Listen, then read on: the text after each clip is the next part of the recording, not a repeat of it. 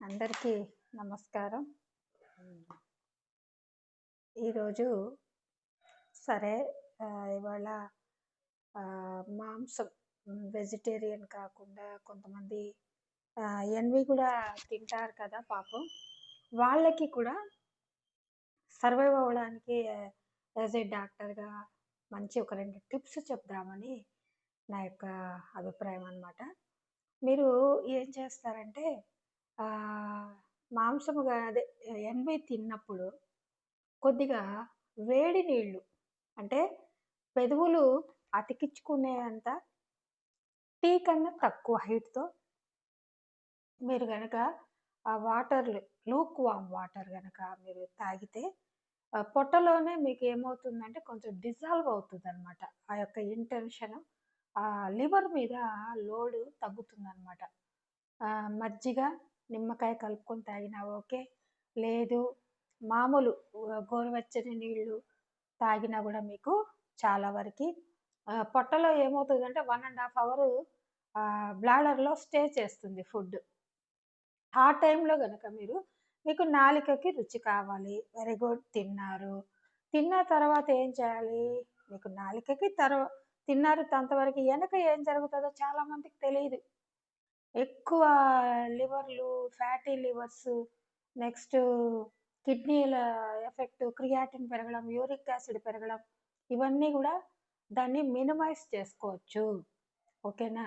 Next ప్రిపరేషన్‌లో గూడా మీరేం చేస్తారంటే మీకు మెయిన్‌గా వంట చేసే అమ్మలకి, అందరికి అక్కలకి, చెల్లెళ్ళకి చెప్పేదేమంటే కేవలం అయన్నీ నూనెలో రోస్ట్ లాగా చేయకుండా వాటిలో మిక్స్‌డ్ వెజిటబుల్ చేసుకోండి.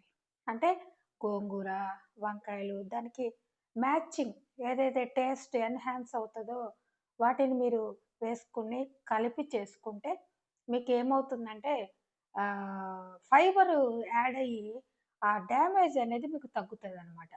అది గూడా మీరు మినిమైజ్ చేసుకోండి. కలుపుకోండి ఏదన్నా అదే వెజిటబుల్స్ కానీ, ఆకుకూరలు గానీ అట్లా చేసుకొని తినండి. ఇంకొక ఆప్షన్ ఏమంటే లిక్విడ్‌గా ఏదన్నా పప్పుచారో, రసమో అలాగ తీసుకొని దానికి ఇది సైడ్ డిష్‌గా టాపప్ లాగా మీరు ఇది వాడుకున్నట్లయితే మీకు చాలా వరకి వీక్లీ 1 టైమ్ చాలండి. అది డెడ్ ఫుడ్డు. నేనెవ్వరిని క్రిటిసైజ్ చేయాలని నా ఉద్దేశ్యం కాదు. అందరూ హ్యాపీగుండాలి అనే నా యొక్క ఇంటెన్షనే తప్ప ఎవ్వరిని గూడా బాధ పెట్టాలని నేనసలు దానివల్ల వచ్చే ఉపయోగం ఏముంటుంది? కాబట్టి దయచేసి మీరు తినే వాళ్ళందరూ కూడా ఈ టిప్స్ ఫాలో అవ్వండి.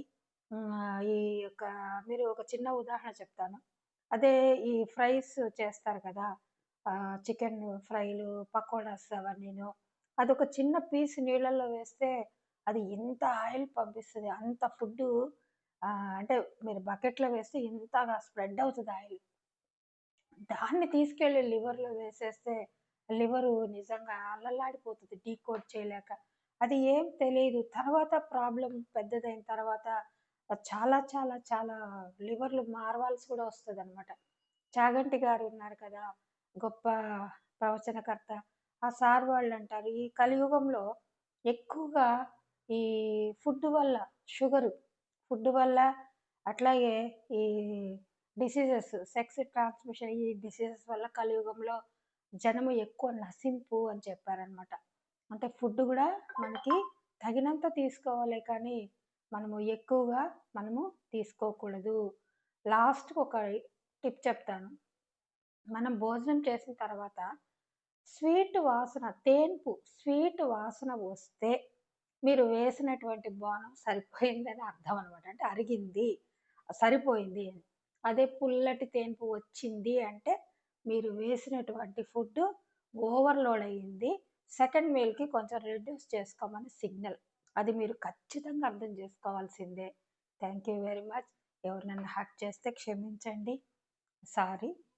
God bless you all. Thank you.